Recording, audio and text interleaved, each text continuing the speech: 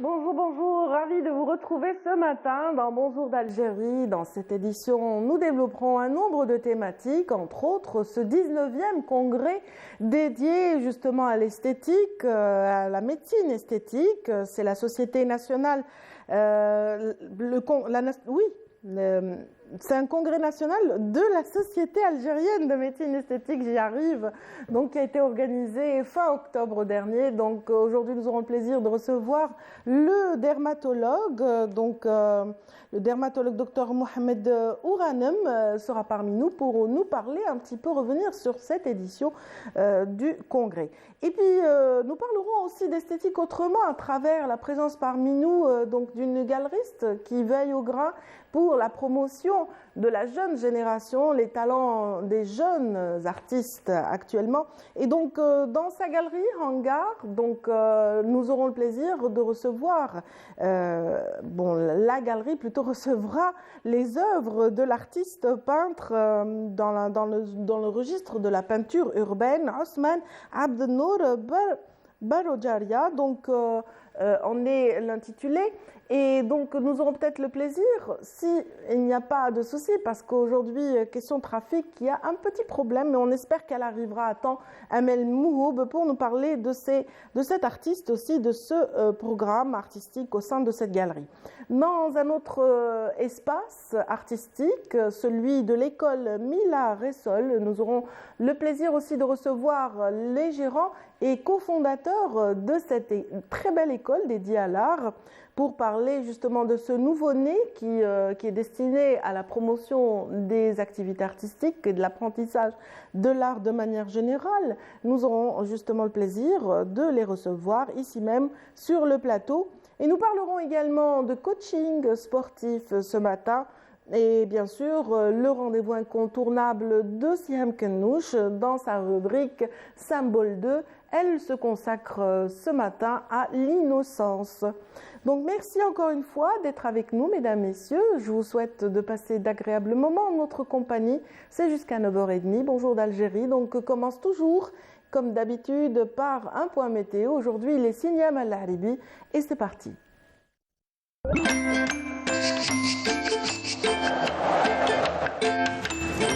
La météo vous est présentée par Mobilis. موبيليس معا نصنع المستقبل.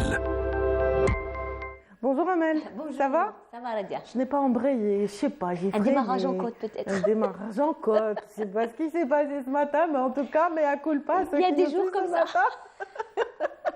Ça arrive, on s'en mêle les pinceaux. Bah oui. Hein. Et oui, oui. Bon ben voilà, en tout cas prudence s'il vous plaît quand vous êtes sur Exact. la route.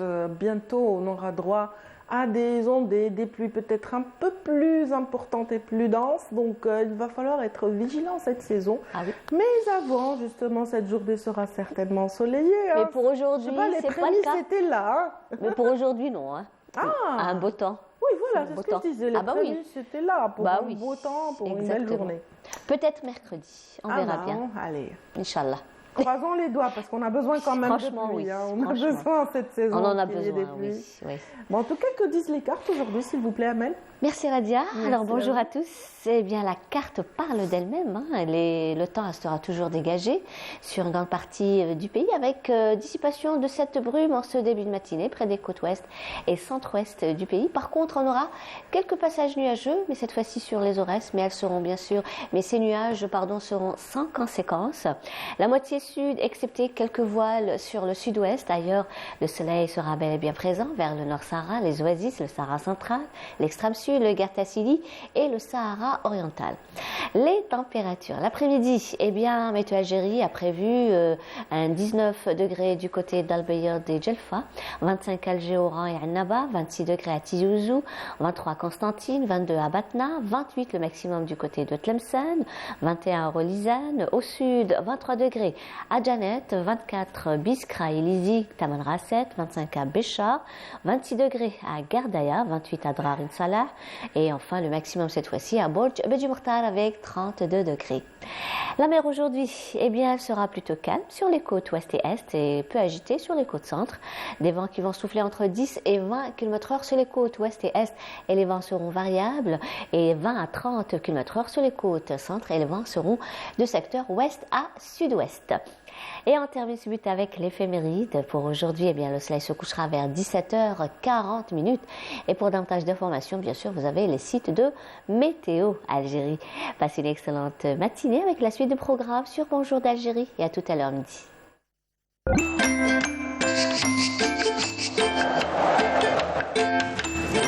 La météo vous est présentée par Mobilis. موبيليس معا نصنع المستقبل. Merci beaucoup. C'est moi qui vous remercie. Heureusement que c'est pas contagieux, hein, les démarrages en côte. Bon, il y a du jour. Heureusement Hein. que c'était fluide de votre Mais côté. moi, ça m'arrive. C'est mal rare quand même, démarrer. c'est rare. C'est rare. Bon. En tout cas, merci à tous ceux qui sont avec nous. Merci pour votre indulgence pour ce démarrage un peu chaotique. Mais bon, on est ravis en tout cas de vous servir ce matin dans Bonjour d'Algérie. Les thématiques vont être développées avec nos invités, mais aussi les rubricards. Et puis, avant, bien sûr, on ne va pas déroger à cette tradition de vous offrir une chanson. C'est de la voix de Hassan Agran qu'on va démarrer avec le groupe Caméléon, bien sûr, dans une interprétation signée Wella. Et c'est parti pour le clip.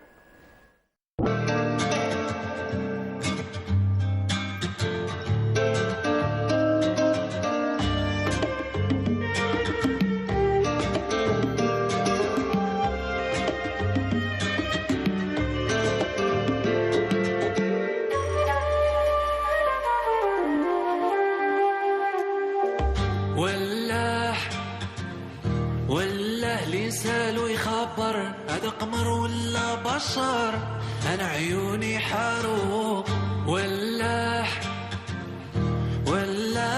هذه حمامة ولا غزالة ولا عيوني بزينها سكرو حيسأل جاوبوني وقالوا لا فارس صعيب الحبيب هيذبح بسيوف شفارو حيسأل جاوبوني وقالوا لا فارس صعيب الحبيب هيذبح بسيوف شفارو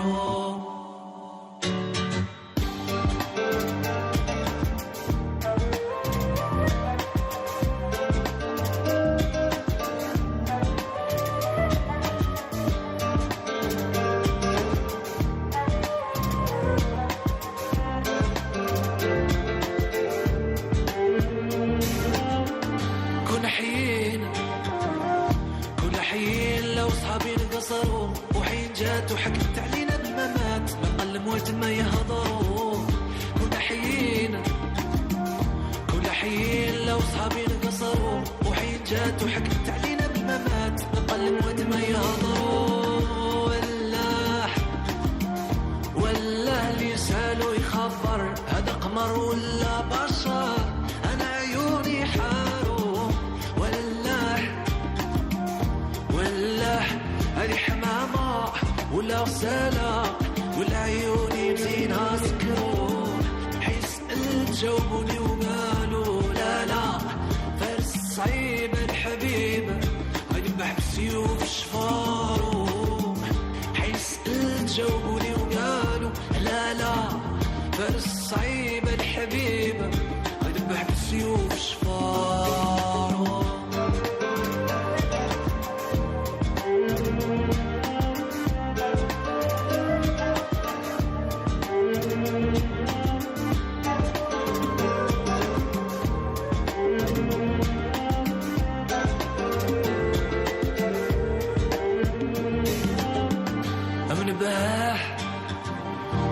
بهاي غير منه لقمر أو مالو مشي لريام لا منه غارو أو نبهاي غير منه لقمر أو مالو مشي لريام لا منه غارو حيسأل جاوبوني وقالوا لا فارس صعيب الحبيب هيذبح بسيوف شفارو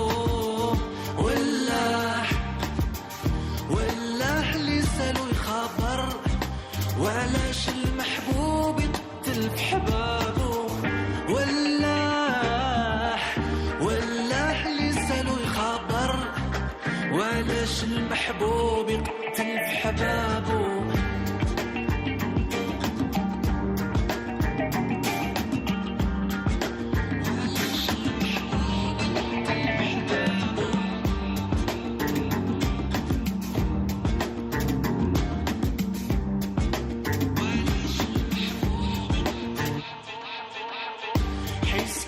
جاوبوني وقالوا لا لا فارس صعيب الحبيب يذبح بسيوف شفاره حيسأل جاوبوني وقالوا لا لا لا فارس صعيب الحبيب يذبح بسيوف شفاره.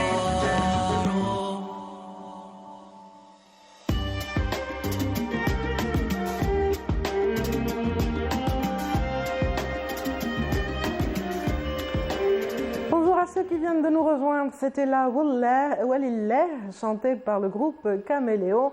Donc des paroles qui ont intrigué en régie, donc les métaphores sont assez puissantes, elles sont même un peu quand même cruelles vis-à-vis de cette amoureuse. Bonjour. Bonjour. Ça va Siham? Ben oui, écoutez. Oui, il est beau le poème quand même. Hein. C'est bien écrit. Moi, je crois que c'est bien écrit. C'est bien écrit. Oui, quand c'est bien même, écrit. hein, pour c'est dire un petit peu. On va dire que c'est recherché. Il y a de la recherche. Et oui, c'est bien écrit. De Pas mal. belles métaphores. Pas mal. De pas très mal du belles tout. symboliques Voilà. liées à l'amour trahi, un amour. Vous savez, vous l'avez bien dit. Alors, la symbolique, comme chaque lundi matin, et aujourd'hui aussi, nous sommes en plein dedans. Oui. Alors, quels sont donc ces symboles qui nous entourent et qui nous parlent de l'innocence? Voilà, et il a peut-être fait preuve d'innocence, cet amoureux transi qui a été un peu Écoutez, déçu, oui, un peu écoutez, je sais pas, meurtri innocence. par cette belle eau. Oui, en fait, on se demande si le terme innocence se traduit chez nous par Nia ou parce que Nia, est-ce que c'est de l'innocence ou est-ce que c'est de la naïveté?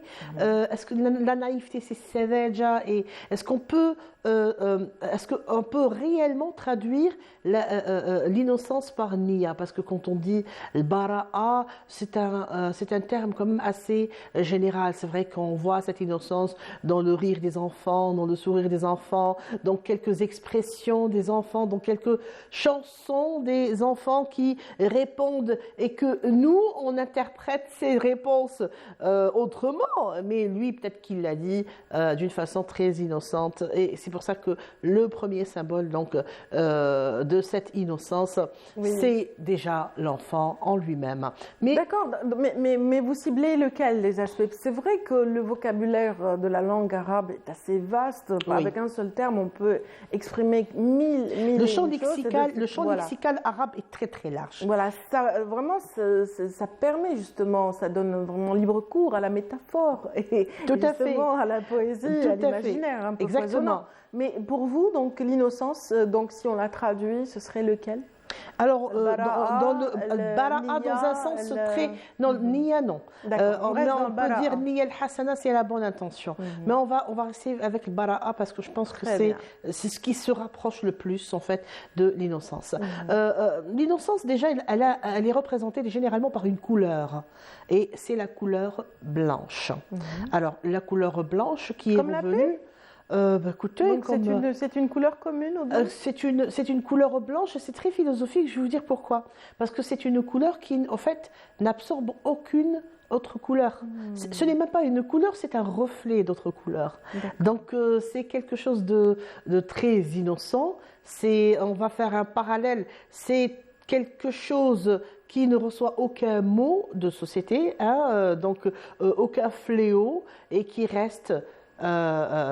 qui reste en dehors de ces fléaux, en dehors de ces choses mauvaises. C'est exactement comme cette rose. Ou comme l'enfant, vous avez dit, parce que c'est encore une page blanche. J'arrive à la page blanche, justement. Alors, quand on parle justement de cette rose blanche, c'est une rose qui n'a absorbé aucune couleur, donc qui ne connaît ni rouge, ni blanc, ni ne connaît aucune autre couleur, et c'est pour ça qu'elle est blanche. Donc le blanc, c'est la pureté et l'innocence.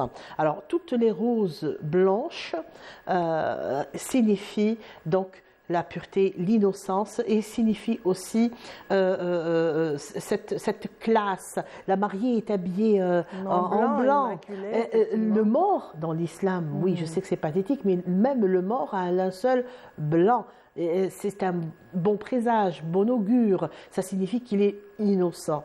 Donc c'est une couleur qui a beaucoup de présence et une symbolique très très forte. Et, ça pèse très lourd le blanc. Et aussi belle, quand rose blanche, oui, la rose blanche, quand on offre une rose blanche, c'est tout un langage. C'est véritablement un cadeau avec une innocence, avec pas de mauvaise intention, pas de malice, pas de coquetterie, rien du tout. C'est juste du blanc. Alors, je reviens à l'enfant et à la page blanche. Il y a Voltaire qui a écrit un livre qui est Candide et l'optimisme. Alors, Candide et l'optimisme, ça parle d'un blanc-bec. Vous voyez, on reprend toujours le blanc, n'est-ce pas? Le blanc-bec, c'est-à-dire quelqu'un qui n'est pas du tout malicieux, qui n'a pas vraiment de mauvaises intentions et qui est projeté dans la société.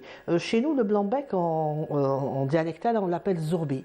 Parce qu'il commence à peine à avoir des poils, la barbe, etc. Donc c'est quelque chose qui n'est même pas pubère. Donc voilà, un blanc-bec, c'est Candide. Et pourquoi Candide? Parce qu'en latin, Candide signifie blanc ou la page blanche. Donc tout ce qui est candidat.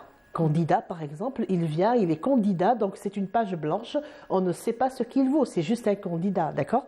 Donc vous voyez cette racine, Candide, qui est vraiment la couleur blanche, qu'on retrouve même en médecine, etc.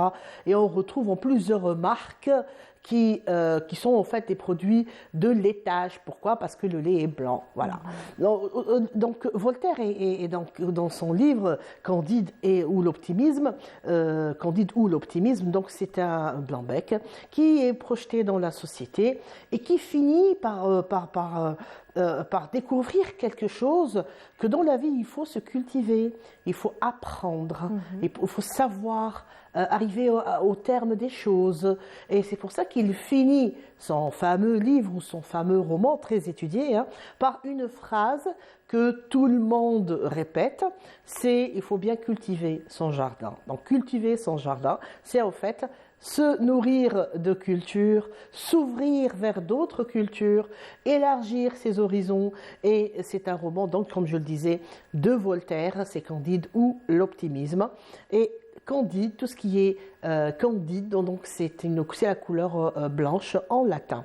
Donc voilà, la blancheur est toujours là. Vous voyez que la blancheur est toujours là. Il y a une autre fleur qui est le lys blanc. Le lys blanc est un grand symbole aussi de pureté et d'innocence. D'ailleurs, dans plusieurs cultures, on offre à la mariée, et la table de la mariée est décorée par ce lys blanc. Alors, je vous laisse deviner comment on appelle le lys en langue arabe. Alors, le lys. Je connaissais. Oh là là, le lys en langue arabe. C'est tout simplement, ça va vous rappeler, je vais vous faire plonger dans vos souvenirs. Je sais que tu sais, Radia. En fait, c'est Saousan. Voilà. Ça vous rappelle rien? C'est vrai.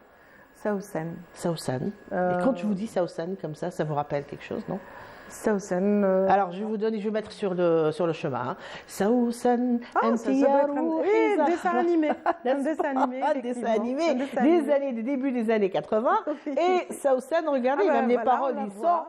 Voilà, la fameuse Saousan, quand on la voit, on voit tout de suite l'innocence. Elle est dessinée pour être innocente. Elle s'appelle Saousan, donc c'est un lys. Elle est blanche, donc c'est un lys blanc. Et c'est un lys qui représente justement l'innocence. La thématique de ce dessin animé, c'est que cette Saousan peut trouver la fleur aux 7 couleurs D'accord. et qu'elle peut transformer plusieurs choses, elle peut faire des miracles grâce à cette fleur qui n'est autre que le lys justement. Et le lys, pour revenir à ce que je disais au début, le lys blanc qui n'absorbe aucune couleur et qui reste blanc, neutre. Un Et c'est manga à revoir. Ah Je ouais, n'avais ah, mais pas j'aime bien. saisi la symbolique, J'ai- j'étais trop jeune. J'aime bien parce que, oui, tout à fait. Anti ya ruhi Zahra, oui, tu es D'accord. une fleur, donc tu es innocente. Et je crois qu'elle avait un chiot et un chat. Donc, alors je ne sais pas si je ne m'abuse. Yazid, tu vas me corriger, mais je sais que. Alors, le chiot s'appelait Qranfol et le chat Foula. D'accord. Voilà, donc elle avait. Pas de réaction, donc Yazid aussi ok. amnésique. Tout aussi amnésique que moi-même. Donc, vous voyez que les dessins animés d'antan Oui. passaient des messages. Il fallait juste savoir Eh ben expliquer à l'enfant qu'est-ce que c'était. Il fallait l'innocence. d'abord nourrir son jardin. avant de Peut-être, pouvoir oui, comprendre quelque part. La symbolique de toutes ces. Mais on voyait à travers, tous ces indices.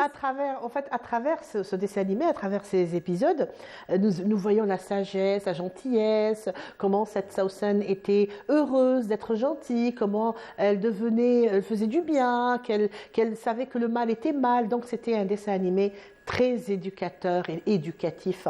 Et Sausan, donc le lys, qui est un grand symbole aussi de l'innocence. Loin Voilà, de toute Radia. cette violence qu'on voit aujourd'hui et qui sévit dans les Tout à mangas. fait, tout à fait. Ah bah j'adore. Il était à l'écoute. سوسن تجرينا في البر حرة تبدينا في الوديان سوسن أنت يا روحي زهرة سوسن يحميكي كلب وهرة سوسن تجرينا في البر حرة Souvenir, merci Oui, Yazid. oui, un chiot et une chatte. Et Ouais, merci ouais, à c'est ça. Zahra parce que c'est l'initiative de notre Ah ben voilà, nous avons une responsable. Zahra dans la loge. L'ingénieur Merci du donc son. à tous ceux qui sont avec nous, que vous ne voyez pas, mais ils nous suivent. Vous savez, quand je suis comme ça dans les coulisses, on va... Siab Ah ouais, c'est d'abord Oui, c'est une grande famille en tout cas, on les salue. Et puis voilà, donc on en était, on a parlé un petit peu de cette symbolique. On a fait un petit voyage avec Tout vous, à fait. hein, Siham. Est-ce qu'on peut revenir chez nous peut-être et voir un peu Oui, bon, chez nous, nous sommes dans la pureté, dans la blancheur. C'est toujours le blanc. le blanc et Sawa'an, j'ai envie de dire, hein, Oui. dans cette culture musulmane et aussi dans notre culture à nous, en tant qu'Algériens. C'est toujours la pureté et l'innocence qui l'emporte, le blanc. Et aussi l'eau. L'eau chez nous est un purificateur. L'eau chez nous est quelque chose de sacré, de presque sacré. Et c'est aussi de l'innocence. D'ailleurs, quand on rêve d'eau, on dit que vous êtes un bon cœur, que vous avez de la bonté dans votre cœur. Et donc ça c'est un autre, c'est une on autre rêve d'un polémique océan entre ou d'une mer, donc on n'en a pas oui, du tout. dans la tranquillité, hein, Oui, c'est plutôt la la tranquillité. tranquillité, Voilà. d'accord. Là, c'est un autre langage quand on parle de Niya ou le Hila. Vous voyez. Alors, je finis par une petite histoire, si vous le permettez, puisque je suis dans le Niya ou le Hila. Il y a Niya et le Hila qui ont fait un voyage ensemble. Et une fois la nuit est tombée, il fallait donc se coucher, il fallait dormir. Alors, le Hila, elle a vu la route. Elle a dit non, je dors pas sur la route parce qu'on risque d'avoir un camion ou quelque chose qui passe et il va m'écraser. Alors, Niya et le Hila, elle a dit non, je vais monter sur le trottoir. Et elle monte sur le trottoir. Et c'est vrai que la nuit, il y avait un camion qui roulait, qui venait avec ses phares. Il a vu qu'il y avait quelqu'un qui dormait sur la route, c'était Nia. Alors il monte sur le trottoir pour Il détourner, il l'évite et il écrase le Hila. Ça ne marche jamais le Hila. Oui, الحيلة في ترك نية الرجل. c'est ça. Donc الحيلة في ترك الحيل. Voilà. الحيلة Vous في avez une ترك question, الحيل. Madame Kidnouch? Vous avez une question de la part justement de. Ah ben, ingénieur du son. allez-y, Molo. Qu'en est-il du voile blanc donc porté par les femmes en Algérie, le voile, l'adjar, le biyad? Le haïk surtout. Le haïk, c'est toujours bon.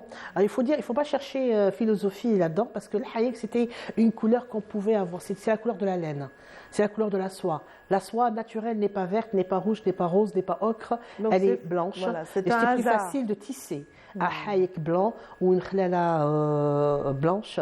Donc c'est plus pratique, c'est plus de la pratique. Maintenant, si on veut trouver une symbolique, c'est plus une symbolique de l'horma, une symbolique de fierté, d'identité, de présence. Nous sommes pas vraiment dans l'innocence, mais bon, c'est vrai que le haïk, il est blanc parce que la laine est blanche, ou parce que le marma, donc le fil de soie est blanc cassé même, ce n'est même pas blanc neige. Donc C'est de l'écru, effectivement. Voilà, c'est donc pas un ça- blanc ça- immaculé. il n'est pas passé par le tanneur. Ça n'a pas été teint, ça n'a pas, il n'y a pas de substance chimique qui a, c'est blanc, c'est candide. Oui. Voilà. Merci beaucoup, Siam. Oh, mais je vous en prie, c'est un plaisir. Et on a eu un bonus aujourd'hui. Il y a eu un petit conte qui a été glissé comme Eh, ça. Mamie, Un petit, ça fait une plaisir. petite anecdote, un petit conte. Ça fait toujours plaisir, en tout Et cas. Aïchek, merci. On Rabia. espère en tout cas que vous montrez prochainement sur scène. Il paraît qu'il y a un projet en gestation.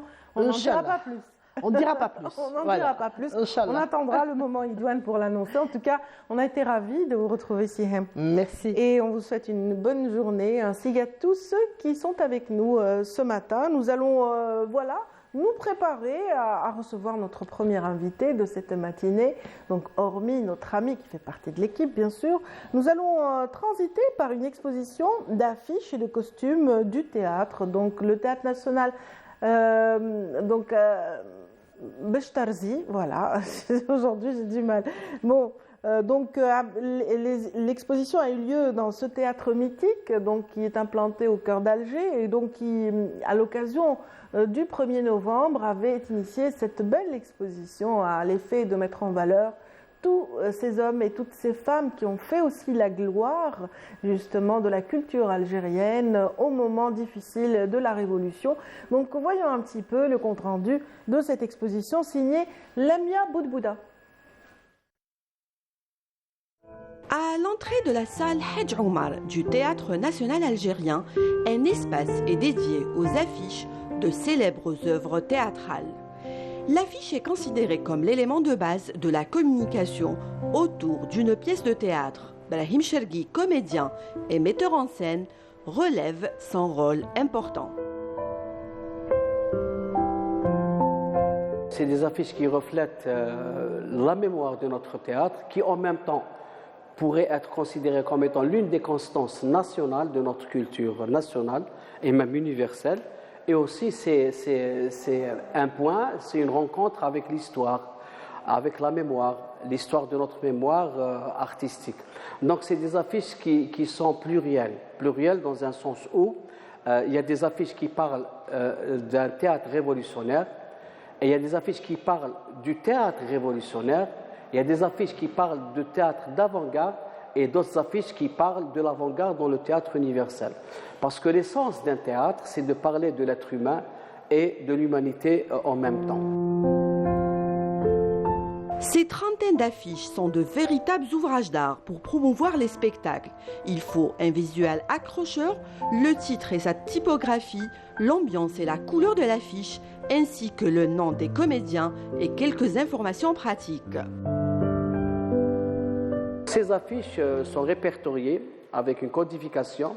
C'est un petit peu la méthode universitaire pour que puisse toute personne, tout adepte de l'art, tout être humain, tout chercheur, tout docteur, tout intéressé par l'art de manière générale et au pluriel, viennent et à travers la cote qui est affichée, nous avons le fascicule. Il retrouvera à l'intérieur de ce fascicule et l'affiche et la distribution technique et artistique, plus le résumé.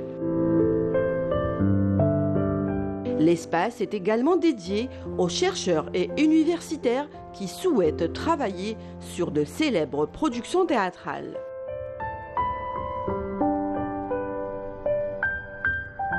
Nous disposons de DVD de toutes les pièces montées, surtout celles participantes aux différents festivals qu'a connu le Théâtre national algérien Mahid El Bechtarzi, pour les intéressés, pour les docteurs, pour les chercheurs, pour les adeptes de l'art, pour les amateurs, ils peuvent venir effectuer leurs travaux de recherche. Le costume est aussi un élément clé dans la réussite d'une pièce théâtrale. Il permet aux comédiens d'entrer dans la peau de leur personnage. Plusieurs costumes de célèbres pièces sont exposés à l'entrée du Théâtre national algérien. Nous avons là regroupé des costumes. Le premier, c'est celui d'Azim Djoubi dans Havilat Sir. L'autre costume, c'est celui de Sidi Ali Kouirat dans Les Bafans. Les Bafans mis en scène par Lula, pièce universelle. Le troisième costume, c'est celui de Keltoum. Keltoum aussi dans La mort du commis voyageur d'Arthur Müller, mis en scène par Fouziat El Haj.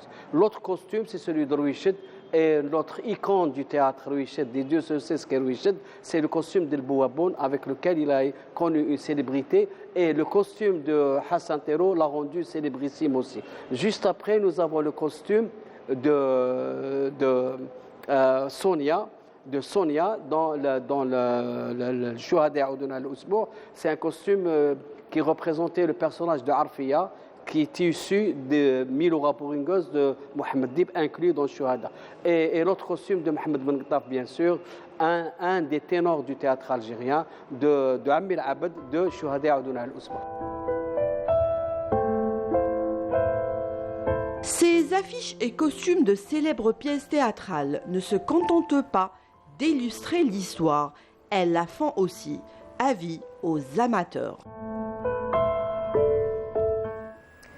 En tout cas, les comédiens qui montent sur scène, sur ces planches, sont pleins d'agilité pour certains. Et bien sûr, l'expression corporelle passe aussi par l'exercice physique, par aussi la mise en forme et le bien-être.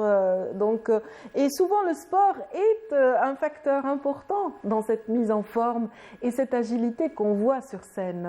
Donc aujourd'hui, nous avons le plaisir de parler justement de coaching sportif avec une invitée qui vient de me rejoindre. Il s'agit d'Amina Qsayer. Elle est donc coach sportif, voilà, comme on peut l'imaginer, et puis éducatrice sportive en natation et en fitness, et formatrice en initiation en fitness. Et bienvenue donc Amina. Bonjour mesdames, je vous Ça va? remercie pour votre invitation. Je suis très heureuse d'être parmi vous aujourd'hui et d'essayer un peu de partager notre passion qui est le monde du sport. Oui. Nous aussi, on est très heureux de vous recevoir. Merci. D'autant plus que votre planning est très chargé. Cette semaine, vous êtes à la bourre, vous êtes en pleine organisation d'un événement sportif qui va se dérouler, Inch'Allah, le 26 novembre à Ishra, donc l'école d'hôtellerie et de restauration, au niveau de leur complexe sportif. Ça va être un événement sportif, 3 heures d'entraînement non-stop. On va essayer de regrouper un peu des gens de différents niveaux et de les inciter justement à la pratique de l'activité sportive. C'est ce qui fait un petit peu la spécificité de cette organisation, parce qu'en général, on est dans des salles, on parle, on papote, on donne des infos, ça va être on 3 heures échange, on débat, d'entraînement justement. mais là, c'est autre chose. Mais ils n'auront pas le droit de s'arrêter. Donc justement, par rapport à ça, pourquoi je vous dis ça, c'est pour cela que nous avons insisté et sélectionné des coachs qui vont venir de tout le territoire national. Nous avons des coachs qui vont venir de Oran, Ain Timouchent, Tizi Ouzou, aussi de Batna. Et donc nous les avons sélectionnés. Pourquoi? Parce que ces coachs-là sont certifiés dans leur discipline officiellement. Et la certification d'un coach, donc un bon coach, c'est un coach qui va adapter une activité d'après un groupe qui est en face de lui, qui n'est pas homogène. Donc il y a des gens qui sont sédentaires, des gens plus avancés, nous avons des personnes plus âgées, des jeunes. Et c'est pour cela que nous les avons sélectionnés pour adapter leur activité ou leur discipline à la population qui va participer à cet événement, Inch'Allah. C'est un événement ouvert à tous ou est-ce que là aussi, sur les participants justement, parmi toutes ces personnes qui sont peut-être pas initiées au sport, donc comment se fait? C'est un événement ouvert à tous justement. Sinon, si on aurait juste sélectionné les sportifs, l'objectif de l'événement aura complètement changé. Mais on va avoir aussi des gens qui vont venir de Saïda, on a des gens qui vont venir de Batna en bus, des gens qui vont venir de Oran, de Tlemcen, Ain Timouchent. Justement, ils vont venir à cet événement-là.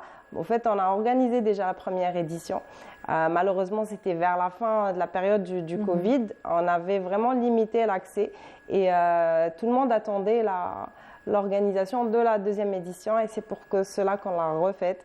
Et Inch'Allah, on va avoir plein de monde. Et franchement, moi, je suis très heureuse. C'est quand même amusant, hein, parce que chaque coach amène son fan club, apparemment, puisque vous dites qu'il y a des bus qui parviennent de différentes wilayas. Oui.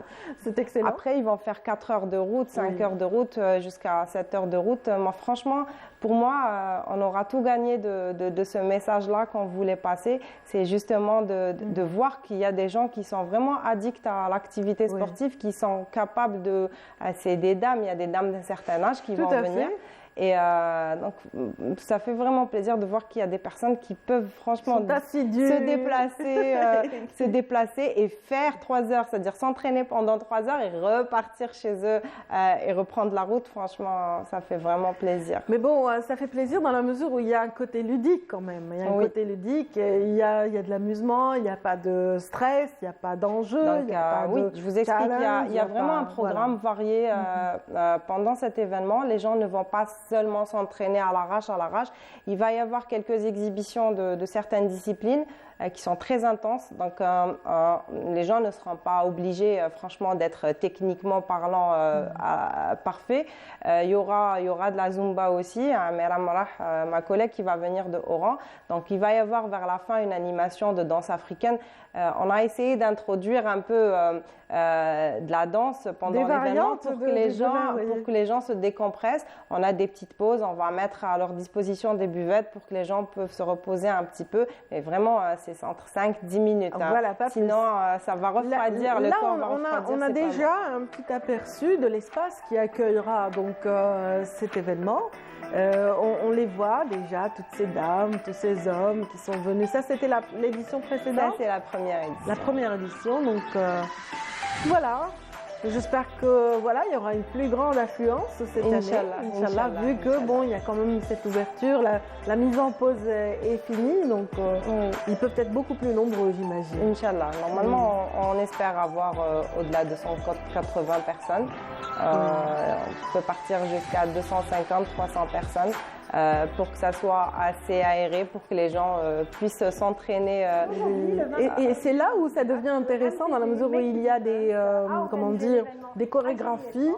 La chorégraphie va donner comme ça l'impression que la chorégraphie aussi, ce qui est bien, c'est que là, il y a à ce moment-là, quand on parle de chorégraphie, on parle de pédagogie. Si on est instructeur en fitness, on doit vraiment avoir les 5 clés du coaching. Parmi les 5 clés, il y a la pédagogie. C'est d'adapter et d'essayer de transmettre le message avec des règles. Et c'est pour cela que j'ai choisi ces coachs-là. Nous serons, Inch'Allah, 10 coachs. Et on espère que les gens vont être satisfaits de cet événement. Et pourquoi pas en refaire une 3e édition aussi. Déjà, on y pense. Dites-moi, Mina Sayer, qu'est-ce qui vous a stimulé à la création d'un tel événement? Donc, vous êtes coach, vous auriez pu vous arrêter à ça, c'est-à-dire que vous limitez à cet échange au quotidien avec les différents groupes que vous encadrez.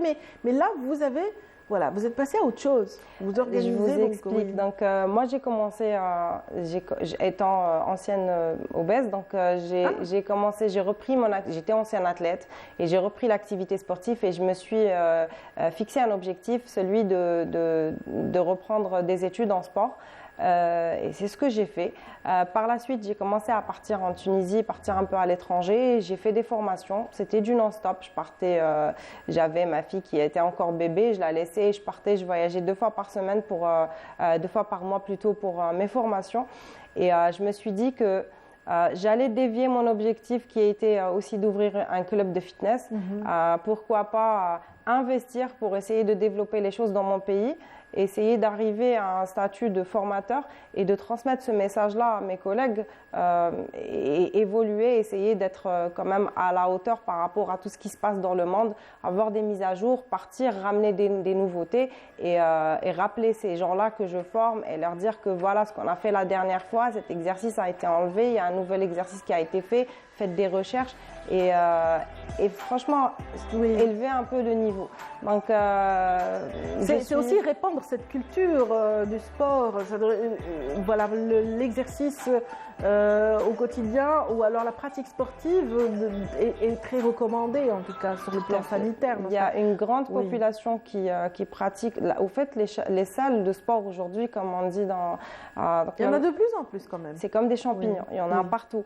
Et les gens pratiquent le fitness, mais les nombres sont en train de doubler chaque année. Je ne vois pas pourquoi on ne pourrait pas élever un peu le niveau et faire des formations. La formation est de mise parce que, voilà, je ne sais pas pour parler de moi, mais c'est un exemple qui parle de lui-même dans la mesure où il y a eu un incident dans ma vie, un petit problème au genou dû à une mauvaise gestion d'un coach qui n'était pas qualifié. Exactement. Ça m'est arrivé, donc j'ai vécu cette situation où le coach n'avait pas été bien initié, bien formé. Automatiquement, il y a cette propriétaire de salle qui donnait des cours sans en être vraiment apte.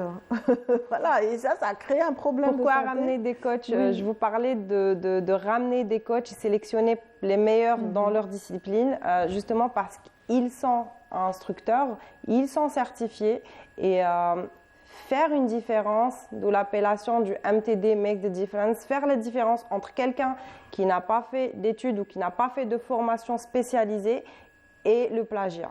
Avant, c'était on prenait tout du YouTube, on s'entraînait du YouTube, on prenait les chorégraphies, on les mettait en œuvre en salle. Aujourd'hui, les réseaux sociaux, ça explose. Les gens copient et reprennent. Alors que normalement, un coach doit avoir, je dirais pas que le même niveau, non, mais une bonne comme connaissance de médecin, l'anatomie humaine, comme avec ses patients. Une bonne connaissance de l'anatomie humaine et des besoins de chaque partie la du biomécanique, l'étude du mouvement, l'anatomie, la physiologie, la nutrition, mais un minimum de savoir. Avoir un bagage pour déjà savoir vous parler d'une blessure du genou, ben c'est normal. Si on a un surpoids et qu'on vient vers un coach, on ne peut pas directement introduire un groupe et commencer à sauter dans tous les sens. Le coach doit savoir que si cette personne a un surpoids, ça va nuire à ses articulations, par exemple. Donc, on doit la préparer avec certains exercices, une phase de préparation qui la prépare à ces exercices-là pour justement minimiser les dégâts au maximum. Voilà, c'est ce qui amène ce savoir-faire.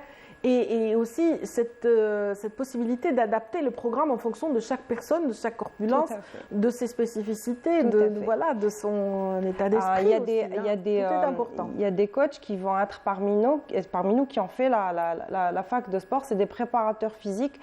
Donc vous voyez, au niveau de la fac de sport, ils sont préparateurs physiques, ils sortent de la fac de sport et au lieu d'être entraîneur sportif, il se switch au fait vers les cours collectifs de fitness. Donc, Inch'Allah, moi j'aimerais vraiment bien. C'est vraiment quelque chose qui me tient à cœur que, Inch'Allah, au niveau du ministère de l'enseignement professionnel, qu'on essaie de voir ce côté-là et de prendre conscience que, par exemple, à l'étranger, ça s'étudie au niveau des facultés et que nous, en fac de sport, il n'y a pas ce volet-là. Il n'y a pas cette spécialité, alors que tout le peuple algérien, nos mamans, nos frères, nos sœurs, ils sont en train de pratiquer ces activités en salle avec des coachs. Et j'ouvre une parenthèse, il y a des personnes qui ne sont vraiment pas qualifiées, qui ne sont pas qualifiées. On doit avoir un minimum de savoir pour s'occuper de ces personnes. Donc c'est une partie de votre combat donc, dans ce sens et c'est aussi un des objectifs de cet événement sportif. Voilà, donc c'est sa seconde édition qui aura lieu le 26 novembre. Vous aviez dit tout à l'heure que vous avez été obèse à un moment donné? Oui, je suis arrivée à entre 115 et 120 kilos. On a du mal à imaginer, franchement. Oui. C'était vraiment une phase qui m'a forgée parce que le fait de passer d'un aspect extérieur où on est rejeté par la société, où on est un peu faible, et de se prendre en main, de gagner confiance en soi, de prendre son physique et son courage à deux mains et de passer d'un 46 plus et jusqu'à un 38. Franchement, pour moi, c'est le meilleur combat que j'ai eu de ma vie et le sport. C'est un combat qui est très difficile, mais qui est mené par nombre de personnes qui sont atteintes de diabète, parce que l'obésité peut amener aussi d'autres maladies, à l'instar du diabète. Aujourd'hui, justement, nous célébrons cette journée mondiale du diabète, et voilà, c'est le parfait exemple que ce combat peut aboutir, et qu'il n'y a pas mieux que la pratique sportive pour se débarrasser des kilos et des surplus. Et justement, nous, les coachs, on est là pour motiver les gens qui en manquent, et je vous dis, rien n'est impossible. Quand on veut, on peut. Oui, voilà, absolument. Simplement. Cette première édition qui a eu lieu l'an dernier, c'est ça? Donc, oui, l'an dernier. L'an dernier, première édition, quelles sont les anecdotes à relever peut-être Aïe. Qu'est-ce qui vous a marqué lors de cette première organisation? Il y avait des points positifs et des points négatifs, sachant que cette fois-ci, je suis avec Coera, donc qui est une boîte événementielle. On travaille, donc c'est MTD by Coera, on travaille ensemble. J'avais besoin d'avoir un peu de soutien parce que j'avais organisé tout l'événement seul, et en 2019, j'avais organisé aussi le premier événement international. L'anecdote, c'est que Amina n'était plus la même le jour J. J'étais complètement stressée, déboussolée, et j'ai même pas eu le temps de m'asseoir avec mes collègues. Oui, donc on n'apprécie pas tout quand on est comme ça, surmené sur tous les fronts. Pas du tout. J'avais des invités d'honneur qui sont venus du ministère. J'avais le conseiller de Madame la ministre, ancienne Madame la ministre déléguée, Madame Selima Souakli. Ils étaient venus. J'avais le DGS d'Alger. Ils étaient venus. J'avais même pas le temps de m'asseoir avec eux. Oui. J'ai demandé des excuses parce que j'étais complètement dépassée. Oui. Et ça me tenait tellement à cœur. J'étais tellement heureuse. En fait, les émotions se sont complètement chamboulées. Et c'est en forgeant qu'on devient forgeron, en tout cas. Tout à fait. Ça vous a donné une expérience pour rebondir en comblant ces petites carences, et bravo en tout cas. Donc rappelons les dates, rappelons les lieux pour ceux qui nous suivent ce matin et qui aimeraient en savoir plus sur la pratique du fitness. Donc 26 novembre à 14h, 3 heures d'entraînement en fitness à Ishra, Ain Benyan, Inch'Allah. Inch'Allah, avec vraiment des coachs professionnels et qualifiés qui vous aiguilleront, qui vous donneront peut-être envie de pratiquer le fitness encore mieux, et avec vraiment toute la sécurité qui doit suivre. Merci. C'est moi qui vous remercie. Un dernier mot peut-être? Je sens quelque chose comme ça sur vos lèvres. Oui. Je veux juste remercier les gens qui vont venir de l'extérieur, parce que franchement, c'est la meilleure chose qui m'a marquée. Et puis aussi dire aux gens qui veulent participer que c'est la dernière semaine des inscriptions. Faites vite, c'est vraiment un événement à ne pas rater, et aussi que les places sont limitées. Donc, faites vite. Mais c'est encore ouvert. C'est encore ouvert pour la semaine. Oui. Pour la semaine. Merci infiniment, Amina. Je rappelle encore une fois que voilà, vous êtes à la tête de cette boîte d'événementiel, donc Make the Difference, et qui est à l'origine de la création, voilà, avec votre partenaire bien sûr que vous venez de citer, pour l'organisation de cette deuxième édition. Ça s'appelle comment l'événement? Vous avez donné un intitulé? Algérie Esport. Tous en rouge pour cet événement. Tous en rouge, d'accord. Pour la puissance, voilà, très bien. Je suis déjà pour la puissance, le sang aussi, donc le sport qui coule dans le sang. J'ai fait un thème pour cette année, ça sera tous en rouge, Inch'Allah. Tous en rouge. Et voilà, avec le drapeau d'Algérie qu'on va porter à la fin de l'événement. Excellent, donc il y aura une belle image, Inch'Allah. On attend avec impatience de découvrir toutes ces belles images, toutes ces belles émotions, peut-être dans un autre compte rendu, peut-être que nos équipes seront présentes. En tout cas, merci infiniment pour votre présence ce matin, pour la promotion de cet événement. Et puis voilà, je vous conseille en tout cas d'y prendre part, parce que c'est une belle aubaine pour se mettre dans le bain. Parce que des fois, on a du mal quand même à démarrer tout seul. C'est le démarrage qui est difficile. Le démarrage, mais après, une fois que la machine est lancée, on ne pourra plus s'arrêter. En groupe, on est beaucoup plus motivé et beaucoup plus fort. En tout cas, restez avec nous. On continue de développer les thématiques annoncées en sommaire ce matin. Donc, merci d'être avec nous. On se retrouve juste après ceci.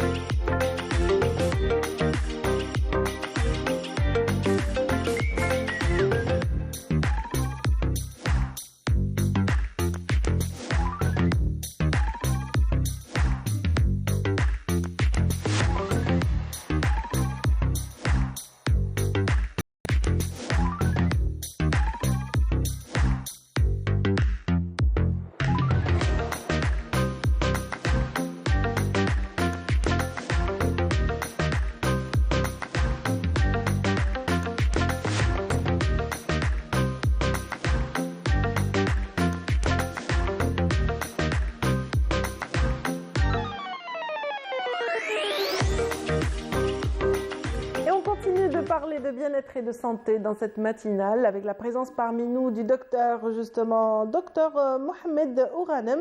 Bienvenue. Bonjour, c'est Salim Ouranem. Salim, alors je ne sais pas pourquoi c'est Mohamed chez moi, donc voilà. Salim Ouranem, on a vite rectifié, donc on est ravis de vous recevoir ce matin. Le plaisir est pour partagé. Pour parler justement de bien-être, pour parler d'esthétique et de médecine esthétique essentiellement, n'est-ce pas? Tout à fait. C'est à l'occasion d'un congrès donc, organisé par la Société nationale, plutôt la Société algérienne de médecine esthétique, le 19e congrès du genre, vous y avez participé. Tout à fait. Donc, la Société algérienne de médecine esthétique existe depuis 20 ans. Et là, tout récemment, le 26 et le 27 octobre, nous avons organisé notre 19e congrès national. Et j'ai participé en présentant une communication sur la prise en charge, la place de plus en plus importante de la lumière, donc des lasers, dans la prise en charge de l'acné. Voilà, la prise en charge de l'acné, donc l'acné juvénile qui vraiment est un vrai casse-tête chinois pour les parents et pour les adolescents essentiellement. Vous savez, c'est une pathologie très fréquente. Oui. C'est vrai qu'elle atteint 80% des adolescents, mais pas que. Oui, tout à fait. Même donc les adultes, surtout les femmes, et justement de plus en plus les femmes, elles ont quelques contre-indications par rapport aux thérapeutiques classiques, notamment l'isotrétinoïne, comme vous le savez, qui est contre-indiquée chez la femme enceinte ou chez les femmes qui s'apprêtent à faire une conception.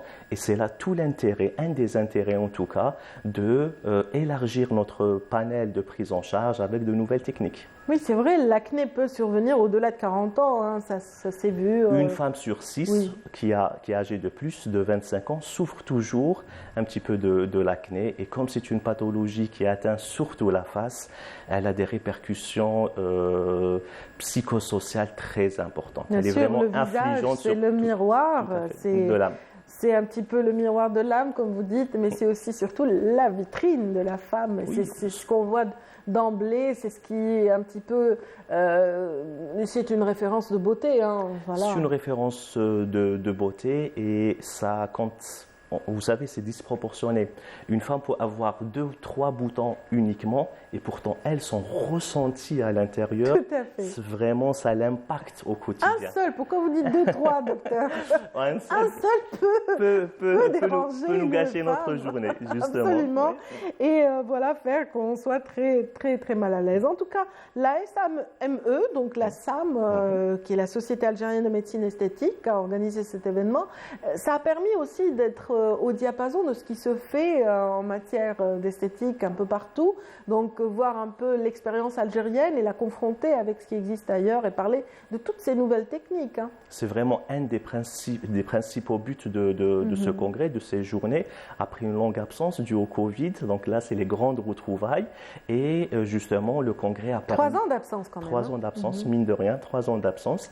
Et ça a justement permis de regrouper un panel d'experts, d'ailleurs nationaux et internationaux, comme vous l'avez dit, et qui nous ont apporté généreusement leur expertise, chacun dans son domaine de référence. Et il y a eu beaucoup de nouvelles techniques. Quels étaient les pays choisis donc, pour cette édition? Alors, on a eu des conférences, on a eu 550 congressistes, principalement algériens et tunisiens, qui ont assisté, donc qui ont bénéficié de cette formation. Et pour les orateurs, donc bien évidemment, il y a des Algériens, mais aussi des Tunisiens, des Italiens, des Français, principalement. D'accord, donc 21 communications, dont la vôtre apportait essentiellement à cet aspect qui est l'acné, mais les autres ont permis aussi de révéler toutes ces pratiques liées donc à la toxine botulique, les produits de complément, de comblement. Oui, les principaux thèmes, effectivement, c'était l'acné, mais c'était aussi la toxine botulique et les produits de complément, avec une nouveauté qui fait son chemin, aussi bien à l'international qu'en Algérie, c'est ce qu'on appelle la médecine régénérative. Donc, on prend de notre corps, que ce soit du PRP, donc du sang qu'on va centrifuger, ou alors de la graisse, d'accord, ce qu'on appelle la technique du nanofat, on va réinjecter dans les endroits où on en a besoin. Ce n'est pas le produit en lui-même qui va gonfler ou qui va estomper l'aspect disgracieux, mais ça va stimuler notre propre organisme à reformuler donc des nouvelles cellules, du collagène. Donc c'est vraiment, on va stimuler notre corps pour le rajeunir de l'intérieur. Très bien, mais cela implique une connaissance de l'anatomie, de la morphologie, de la physiologie. Donc ce sont des connaissances médicales très approfondies pour être vraiment au diapason par rapport à cette pratique en particulier que vous Je citez. vous remercie vraiment pour cette question. Elle est très importante. Il faut vraiment, quand on entend médecine esthétique, ça reste de la médecine. Donc il faut avoir un bagage scientifique, il faut être médecin, j'insiste sur ce point-là, et en plus faire beaucoup de formation médicale continue pour pouvoir pratiquer ces gestes-là. Et justement, on profite à chaque fois qu'on a l'occasion, grâce à vous, madame, grâce aux médias, pour sensibiliser nos citoyens, nos concitoyens, et leur dire, attention, quand vous voulez faire un geste de médecine esthétique, rappelez-vous qu'il faut se diriger vers un médecin. C'est un acte médical. Ce qu'on va vous injecter, c'est des dispositifs médicaux. Il faut vraiment s'éloigner des salons, des centres esthétiques. Il y a le médecin, il y a votre médecin, il y a votre dermatologue, votre médecin esthétique, votre chirurgien qui ont cette connaissance de l'anatomie pour ne pas faire, encore une fois, de complications. C'est vrai que beaucoup de dames, des messieurs aussi, s'orientent vers des salons d'esthétique, donc qui proposent aussi des pratiques liées justement à la médecine esthétique. Mais par exemple, même l'usage de laser et de fil tenseur, alors que ça aussi, on a l'impression que c'est rien, on manipule un appareil, mais non, ça peut avoir des incidences, on peut en parler. Tout à fait. Toute technique médicale qui n'est pas donc bien faite, qui n'est pas appropriée à l'indication choisie peut se compliquer. Vous savez, on reçoit, pas quotidiennement, mais on reçoit très souvent dans nos cabinets les dégâts des lasers faits dans les salons d'esthétique. Il y a des brûlures. N'oubliez pas que le laser, certes, c'est une technique soft qu'on connaît depuis 20 ans, qu'on maîtrise parfaitement, mais ça reste une source de chaleur. D'accord, quand on ne règle pas les bons paramètres, ça risque quand même de faire des brûlures. Pour le laser, je vous dirais que c'est réversible rapidement. Mais le drame où il faut faire très très attention, c'est tout ce qui est injectable. Encore une fois, quand on fait du filler, donc le filler, c'est l'injection d'acide hyaluronique pour combler une partie de notre visage. Là, on va traverser plusieurs structures anatomiques. On va traverser des nerfs, des muscles, des vaisseaux. Et là, par contre, c'est impardonnable. Il faut vraiment que tout le monde sache que c'est un acte médical qui doit être fait par des professionnels de la santé, donc des médecins, et qui sont formés, qui sont experts de ces techniques-là.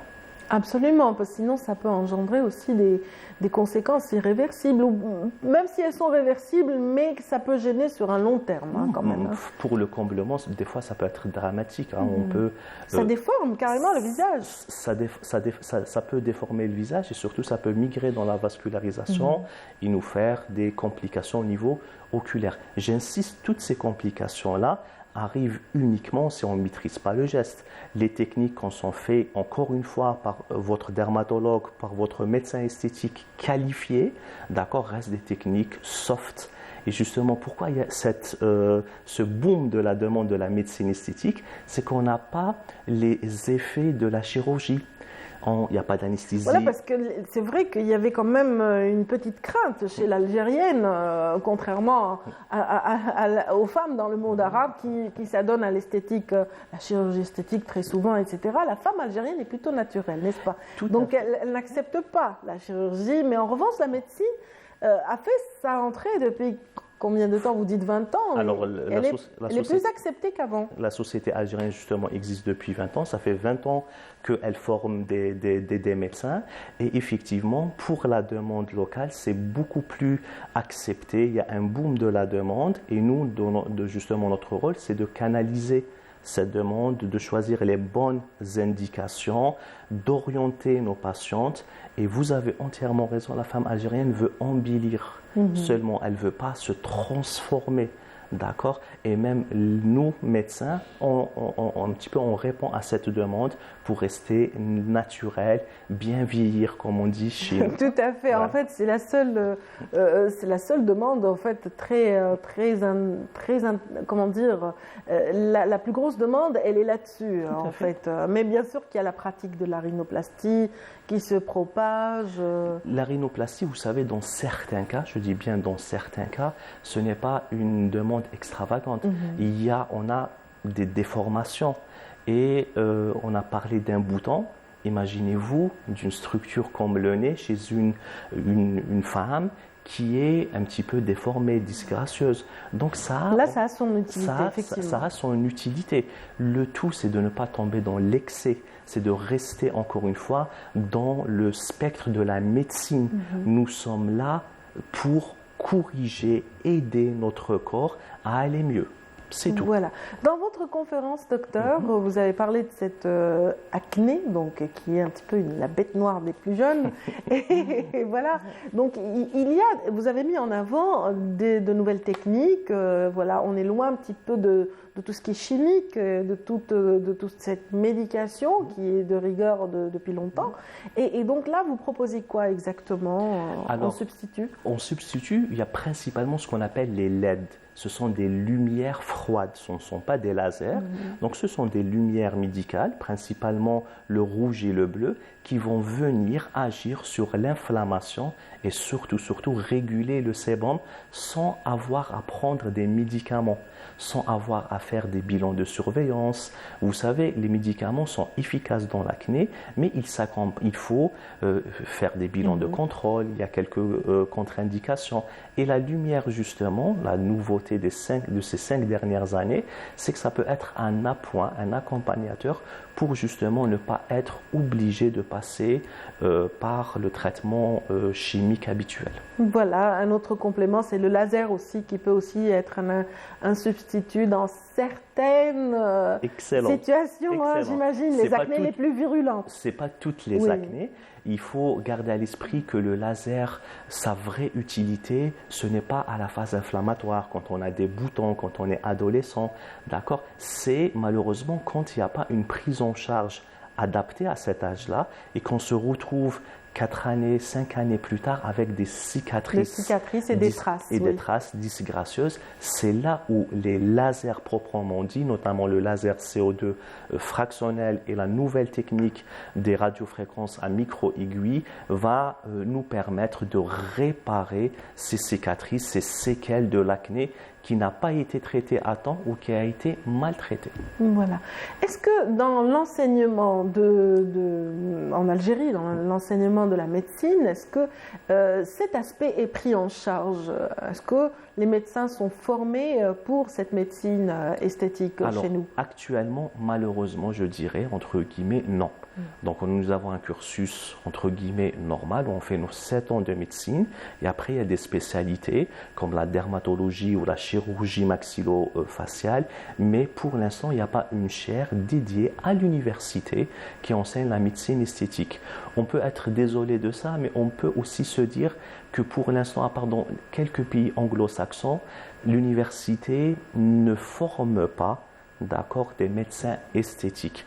Disons que pour l'instant, c'est considéré comme une médecine de luxe, que par exemple chez nous, j'imagine que nos autorités ont d'autres priorités. C'est encore la santé publique.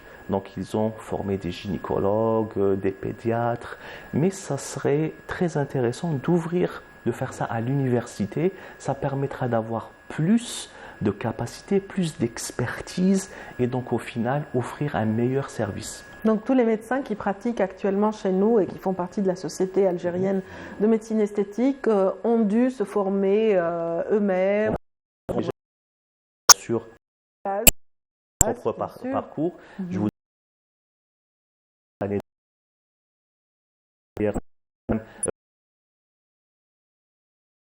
et après, grâce à la société, congrès annuel, mais beaucoup de formations tout au long de l'année. La formation continue. Des FMC, ça nous permet d'acquérir, donc encore une fois, des capacités à faire ces actes-là. Voilà, donc en tout cas, vous-même, vous êtes dermatologue, mais formateur aussi dans certaines techniques. En laser. D'accord. Donc justement, nous organisons régulièrement donc des formations laser. C'est des formations qui durent quand même une année, qui sont réparties en quatre modules, et ça nous permet d'échanger notre propre expertise, mais aussi on ramène des experts de l'étranger pour partager, échanger avec nos jeunes collègues sur les techniques du laser et permettre encore une fois de transmettre cet acquis-là, cette connaissance-là. Docteur Salim, Salim Ouranem, je voudrais vous demander aussi votre point de vue par rapport aux diabétiques. Donc les diabétiques aussi, est-ce que leur pathologie peut influencer aussi une mutation cutanée ou provoquer, avoir une incidence sur la peau? Alors vous savez, les diabétiques, quand ils sont bien pris en charge sur le plan cutané ou sur le plan, par exemple, si vous voulez poser la question par rapport à l'acné ou par rapport à la médecine esthétique, aucune différence. Maintenant, bien des déséquilibres, d'accord, liés au diabète, la peau peut aussi en pâtir. On peut avoir effectivement de la peau, on peut avoir des ulcères, on peut avoir beaucoup une sécheresse dans certains cas, non? Une sécheresse, ce qui est diffuse par contre, et une sécheresse qui est diffuse, on peut effectivement conseiller une hydratation. Les pieds, surtout l'hygiène des pieds, c'est surtout faire très attention aux onychomycoses par exemple, qui peuvent être une porte d'entrée, je veux dire par là les champignons des pieds, en parlant d'onychomycoses. Voilà, c'est-à-dire c'est la peau à ce niveau-là qui doit être vraiment prise en charge sérieusement. Tout à fait, voilà, oui, et faire surtout dans la prévention, toujours dans la prévention. Être préventif, Voilà. avoir toujours une adresse de podologue peut-être à portée de main. Et... Le diabétologue, le podologue, le dermatologue qui reste quand même l'expert de la peau, voilà. Mais aussi, il faut, vous savez, comme par rapport au diabète ou les autres pathologies un petit peu systémiques, c'est une prise en charge multidisciplinaire.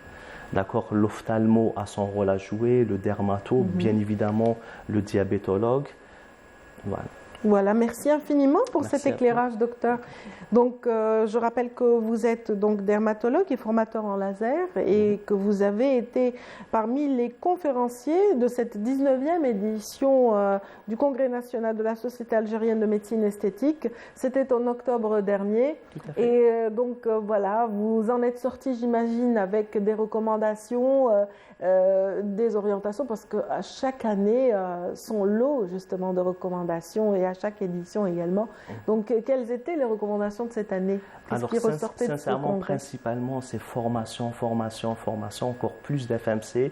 On a ressenti, vous avez dit encore une fois, 3 ans d'absence due au Covid. Donc voilà, c'est beaucoup plus d'événements pour voir un petit peu et transmettre les nouvelles expertises à nos congressistes.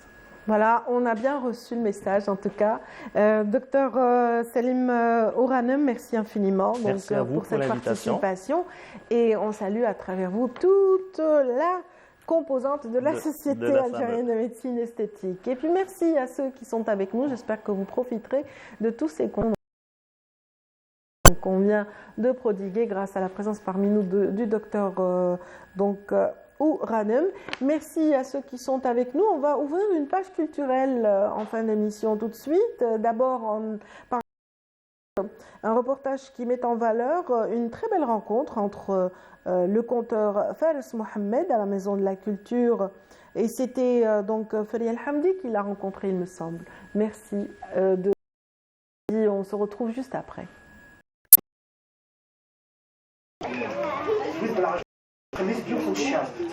Depuis plusieurs années, Fares Edir sillonne les contrées et les villages dans l'unique but de transmettre quelque chose le conte.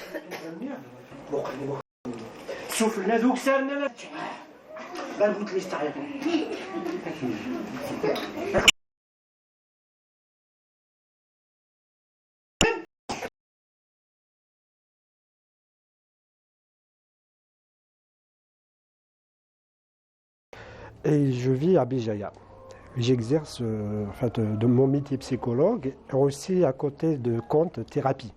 Voilà, ma spécialité, c'est le conte thérapie, de la psychologie et de l'art thérapie. Voilà, moi j'ai commencé en 2009, Racontar, au festival Racontar, où je rencontrais un village en Kabylie.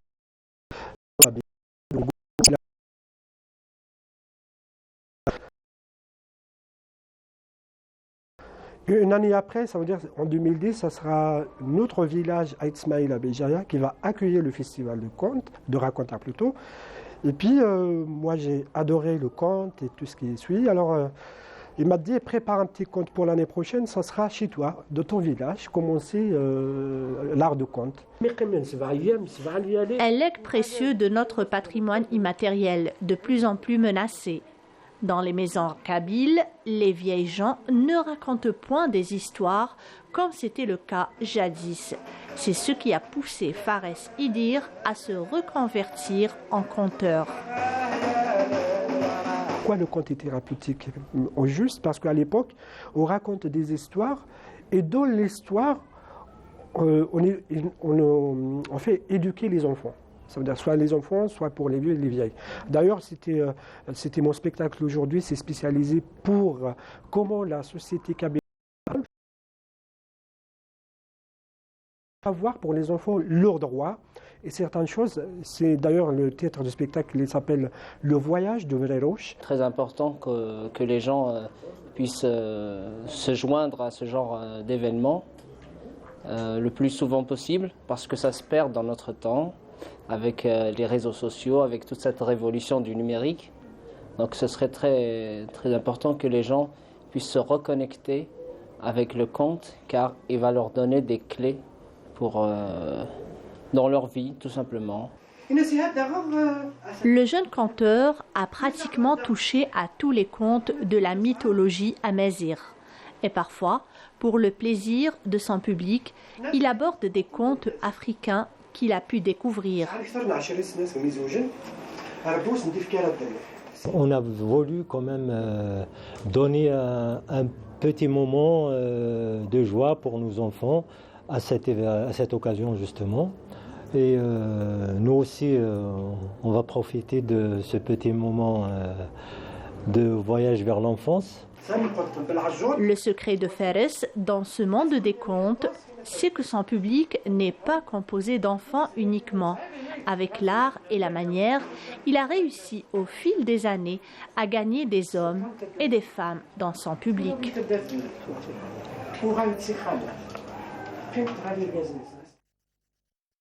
Cette édition sera culturelle, donc nous avons plaisir de recevoir un trio ce matin. Mohamed Yassine Yahyaoui. Merci pour l'invitation.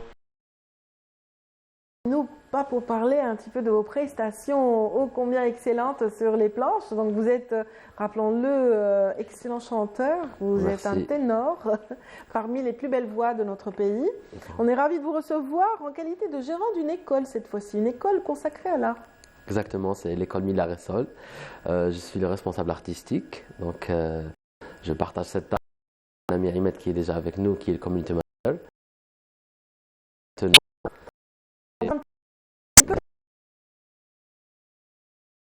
Présent donc Karim Eddine Madadi, donc qui est un petit peu qui gère un petit peu le community management, toute la promotion liée. Voilà, donc l'école en a besoin parce qu'elle est à ses premiers pas. Ah oui, absolument. Après, je pense qu'après le Covid et tout est digitalisé, du coup, c'est très important pour l'école. D'accord, et j'imagine que vous devez être entourés, donc tous les deux vous avez un bon groupe et plein d'énergie positive qui vous vient de musiciens entre autres. Exactement. Et de musiciennes et de chanteurs et de chanteuses à l'instar de Laqaf Yamina ici présente qui est choriste, qui nous fait le plaisir et l'amitié d'être là. Oui, allez-y, présentez-la, il n'y a pas de souci. Elle va se présenter. Non, faites-le pour elle. Donc Kafia Yamina, c'est une chanteuse lyrique, elle est soprano. On a commencé ensemble, tous les trois, notre parcours du chant d'opéra à l'Institut régional de formation musicale chez Madame Saouli. Et on se retrouve en chemin faisant découvrir des choses. Donc à l'école, c'est un bon soutien pour nous. Aussi collaboration. Voilà, donc on va présenter un peu davantage Mila Ressol. J'aime bien déjà le nom de cette école parce que c'est très évocateur, en tout cas, on dira. Certainement qu'il y a de l'enseignement musical dans cette école, mais on va parler des différentes disciplines qu'on peut. Pour bien le dire, c'est l'école de monsieur et madame, c'est le propriétaire, c'est monsieur et madame Jeddou. Et donc c'est eux comment on peut dire, les investisseurs, et ils nous ont donné chance à la collaboration pour fonder cette école. Vraiment l'identité de l'école, ses missions, sa vision, aussi avec un de nos piliers, c'est monsieur Mohamed Jeddou, le grand pianiste, et sa femme, madame Faiza. Donc c'est un grand support qu'on en a à l'école, avec tout l'ensemble des enseignants qu'on en a. Et donc c'est ça. Voilà, ce sont de bonnes énergies, je le dis. L'idée Mila Ressol, c'est les. Donc c'est Mi et la Ressol, donc c'est d'ici où ils ont tiré la. Oui, mais c'est très bien. En tout cas, le couple vous confie, donc fait confiance à la jeune génération. Il vous confie l'école, il vous donne une infrastructure avec un minimum d'équipement et vous complétez le travail. C'est bien ça. C'est exactement ça. Racontez-moi un peu l'aventure, comment elle a commencé. Allez-y. Vas-y, Ahmed. Allez-y, Ahmed, racontez-moi ça. On a commencé depuis un mois et demi maintenant. Alors, d'abord, comment vous avez pris la chose quand on vous a dit, allez, on vous laisse, on part à l'étranger et à vous l'école. Qu'est-ce que vous avez fait? En fait, c'était un mix entre une peur, c'était stressant, mais on était très très excités parce que c'est un. On aime les défis. Exactement, voilà, on aime les défis. Après, on fait ça depuis maintenant 6 ans, 7 ans maintenant. Donc, on va dire que ça a débouché à ça et voilà. Donc c'était un challenge. Mais surtout c'était aussi un environnement. L'école Mila Ressol, c'est pas uniquement une école d'apprentissage. C'est aussi un espace de culture. Donc c'est aussi rassurant de se dire voilà, je vais consacrer quelques jours de ma vie dans un espace de culture et dans un domaine peut-être très utile. Oui. Voilà, et c'est au-delà de l'école, ça va être un lieu de rencontre également. C'est ce que vous me disiez, n'est-ce pas, Ahmed? Absolument, c'est ça. Donc c'est un lieu de rencontre d'artistes. D'ailleurs, on a fait notre fête d'inauguration le jeudi et on a invité plein d'artistes. Donc on a vu ce que ça faisait de rencontrer d'autres artistes de différents domaines. Donc on avait des dessinateurs, des peintres, des musiciens, des chanteurs, des danseurs, des photographes. Donc voilà, c'était une belle mosaïque de plein d'artistes. Une mosaïque artistique. Voilà. D'ailleurs, l'école dispense des enseignements en musique, en danse, dessin et arts plastiques, et puis et aussi vous présentez éloquence. Éloquence, oui. Moi j'aime bien ça. Éloquence et lecture. Éloquence et lecture. Donc on a pour les activités, on a la musique, tout ce qui est musical. On a l'enseignement du piano, donc fondamental. Donc on a le piano avec tous les niveaux qui vont avec.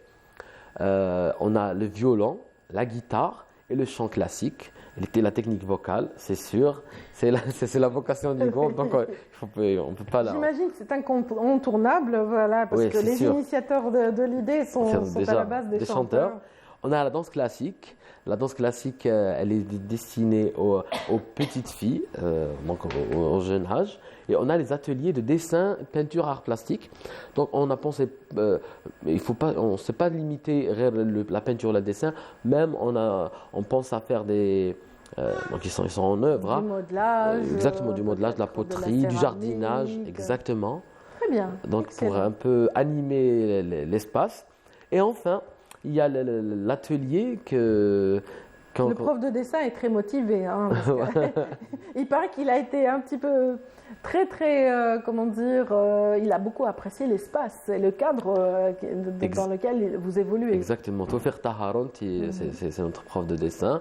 Il a vraiment apprécié le cadre. Déjà, pendant la cérémonie, il a passé presque tout son temps dans la salle de dessin. Je lui ai dit, allez, confie-toi à tel lieu d'habitude. Donc le dernier atelier, on a appelé l'atelier éloquence ou communication. c'est vraiment des ateliers d'expression orale, écrite en langue française, ou باللغة العربية الفصحى, donc même en anglais. C'est des ateliers qui vont servir aux petits, aux moins petits aussi, de s'exprimer, de savoir écrire, de savoir parler. Donc on a des gens aussi spécialisés sur ça qui vont nous... D'accord, qu'est-ce qui a motivé ce choix? Parce que c'est vrai que les écoles artistiques n'ont pas toute cette spécialité ou cette... Franchement, c'est un besoin qu'on a vu, moi et moi, quand on a vu qu'il y a un manque, même des étudiants à l'université qui sont presque diplômés, ils ont un problème de communication, d'expression orale et écrite, même en langue arabe. Donc on a pensé à ça. Ça pourrait être un bel espace d'échange et d'expression. Exactement. Écrite, orale, ça doit être sympa ça. Ça finira par peut-être développer une autre structure ou plutôt une autre classe pour les arts de scène. Hein. Qui sait? Peut-être, c'est vrai. Peut-être que ça viendra déjà on a écrit la communication à travers le théâtre. Oui. Donc Ah, on va utiliser quelques techniques de théâtre pour animer ces ateliers. Mon petit doigt me l'avait dit en tout cas. Allez, on va faire parler quand même les dames. Hein. On va pas s'accaparer la parole. Hein. On va parler un petit peu du parcours de Yamina. Donc, quand vous avez été conviés, quand vous avez entendu parler de ces projets, qu'est-ce que ça vous a fait? Donc, des copains qui vont ouvrir une école.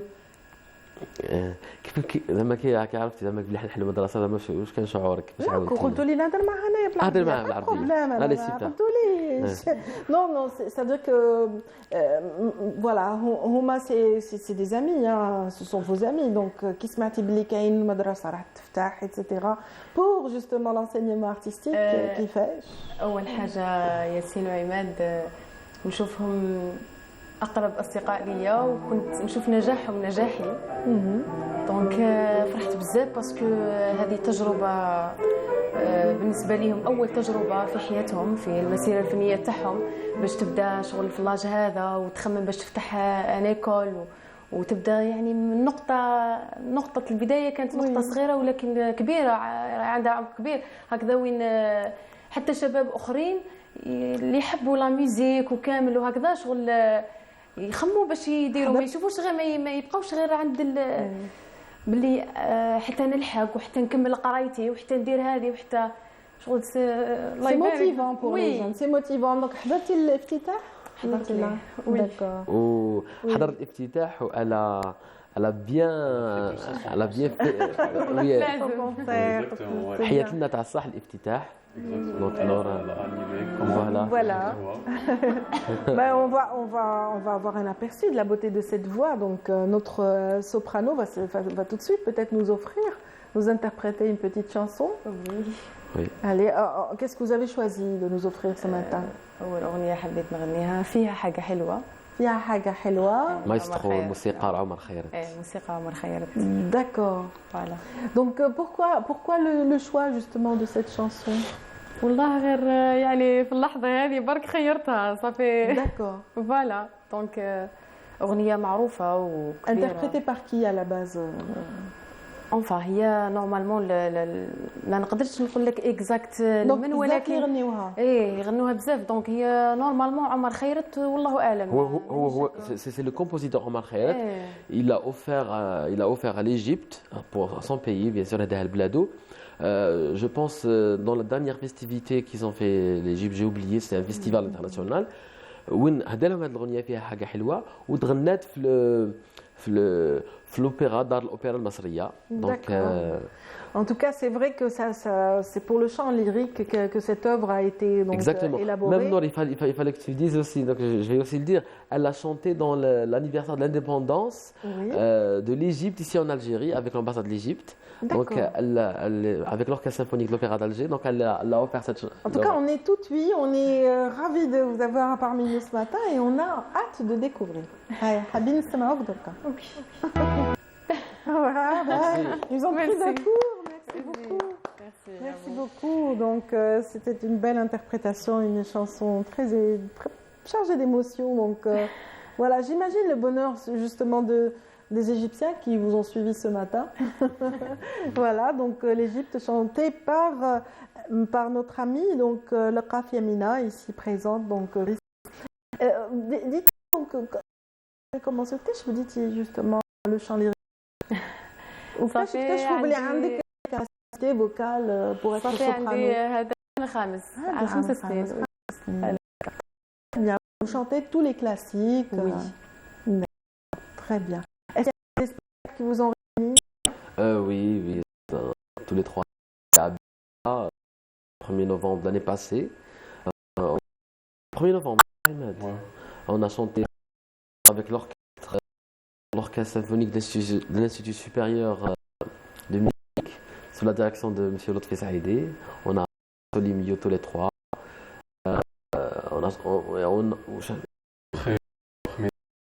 Yassine et Yemi, ils ont chanté au dernier festival symphonique. Ils ont honoré l'Algérie.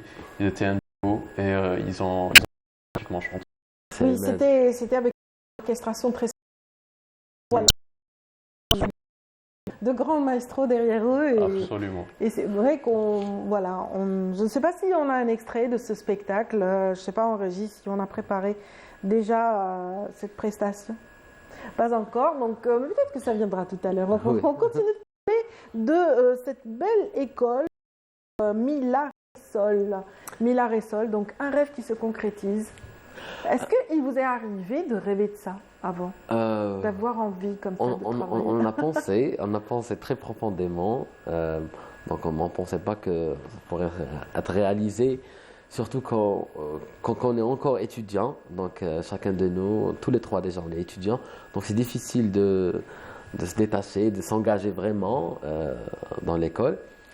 Mais quand on avait l'idée, les propriétaires Madame Noura et Monsieur Rachid nous ont proposé ça. On a dit, allez, on va prendre. Parlez-nous davantage de ce couple magnifique qui a voulu offrir donc à l'Algérie une belle petite école. Et Dieu sait qu'il y en a de plus en plus des initiatives privées donc, dans ce domaine. Je vois que c'est une bonne chose. Et c'est une bonne dynamique de jeunesse. Aussi une dynamique artistique qui doit quand même dominer la scène, ou pour ne pas dire le marché, donc dominer les espaces publics, dominer comme un spectre d'activités qu'on doit vraiment favoriser et vulgariser. Donc pour l'enseignement, parce que quand on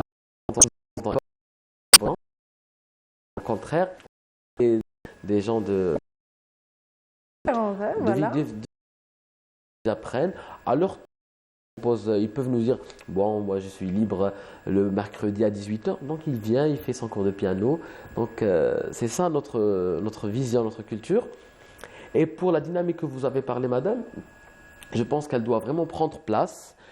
Et c'est très important. Maintenant, c'est vrai qu'on dit bien que oisiveté est mère des vices. Les jeunes sont souvent livrés à eux-mêmes, sans pratique sportive ou sans pratique artistique.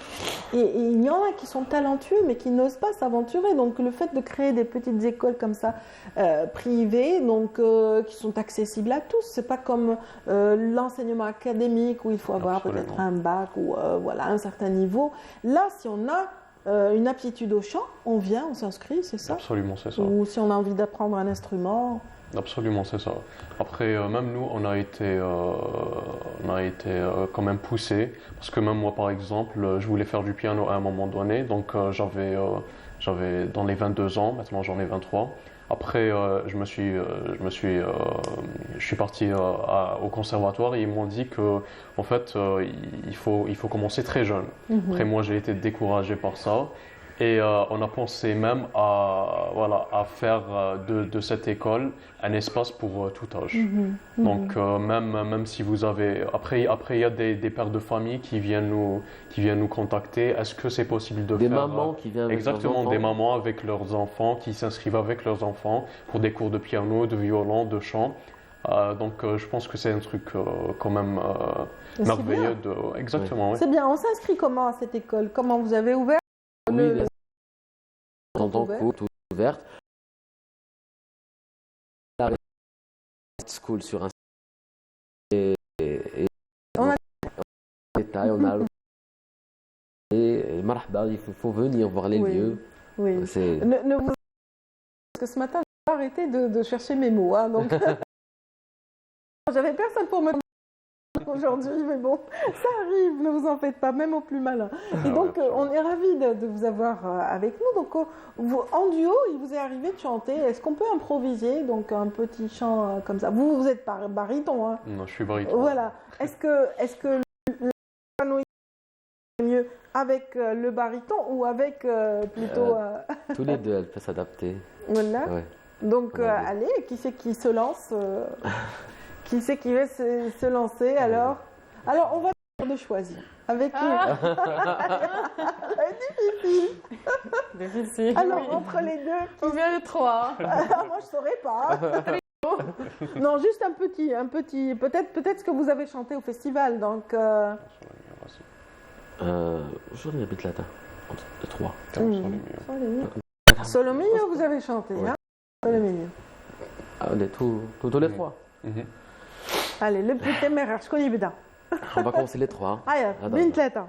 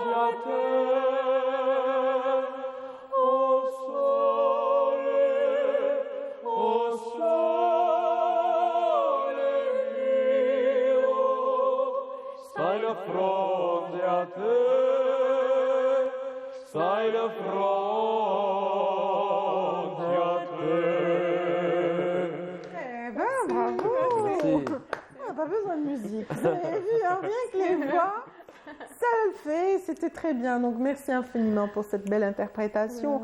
Donc, mi, la, ré, sol verra certainement des groupes se nouer, plutôt des amitiés de se nouer, des groupes se former.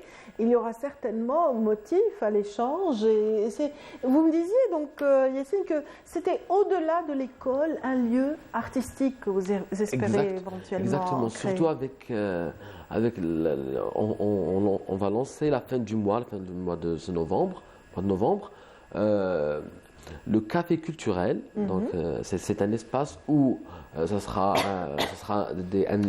un débat thématique. Donc on va ramener une fois par mois un intervenant avec une thématique artistique, culturelle. Et il y aura des invités, on va débattre, on va en parler. Une fois de l'architecture peut-être, l'autre fois d'un tableau, un livre. Donc on fera un petit listing par rapport à ça. Et je pense qu'on a besoin, en Algérie, même à Alger, des initiatives pareilles. Et certainement pour suivre, donc on va sur votre page ou sur la votre page Instagram, donc toujours Milaresol Art School pour avoir justement le détail de toutes ces belles rencontres qui seront certainement organisées très prochainement. On attendra les dates en tout cas pour annoncer. Bien sûr, ce sera annoncé on vous garantit en tout cas notre soutien. Nous, en tant qu'équipe de Bonjour d'Algérie, on sera là pour la promotion de tous ces beaux événements que vous allez lancer. Voilà. Donc c'est aussi un rêve pour vous, vous qui étiez tout le temps à la recherche de lieux de répétition, j'imagine, hein, quand on essaie de répéter, est-ce qu'on va au théâtre? Ah non, ils ont une pièce théâtrale là, ben l'autre, les autres, ils préparent un concert, ils sont en répète et tout. Et c'est vrai qu'on a besoin en tant que groupe ou jeune groupe de musique aussi de lieux comme ça chaleureux qui puissent nous accueillir. Est-ce que vous pensez aussi offrir ça? Oui, bien sûr, vous avez vraiment touché un point sensible, soit pour nous, soit pour d'autres jeunes, pour d'autres initiatives.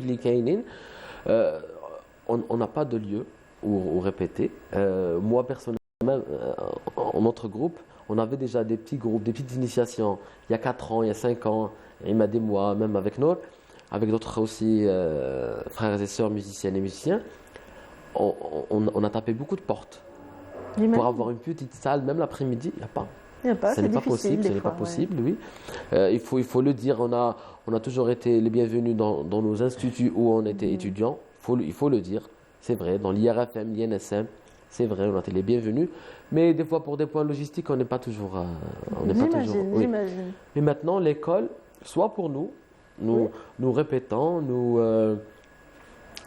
préparons des choses, même aussi on compte offrir. Faire des petits packs parce qu'on vient de démarrer, des petits packs aux jeunes pour qu'ils viennent répéter et préparer leur programme. Oui. Chez Minaressol. J'imagine. Donc, chez Minaressol, donc on peut avoir de bons petits prix quand on est en groupe ou quand on est une formation et qu'on a besoin de répéter. Voilà, l'information est lancée parce que ça fait l'originalité aussi de votre école. En tout cas, cette école va vous permettre peut-être d'avoir une belle voix comme celle de notre soprano ici présente, donc qui a choisi aussi un autre titre à interpréter pour cette émission et spécialement. Donc, il s'agit des chemins de l'amour. Oui. Voilà, on va vous entendre en français cette fois-ci. Les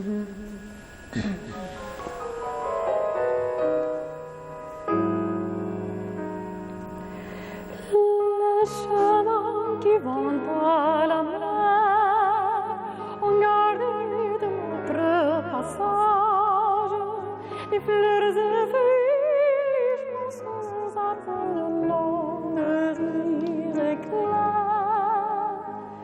Il a ces jours de bonheur, ratés, ces jours envolés. Je vis sans trouver trace sur mon cœur. Chemin de mon amour, je cherche toujours. Chemin perdu, n'était plus, il va mourir sans sourd. Chemin des désespoirs, chemin des souvenirs, chemin des premiers jours.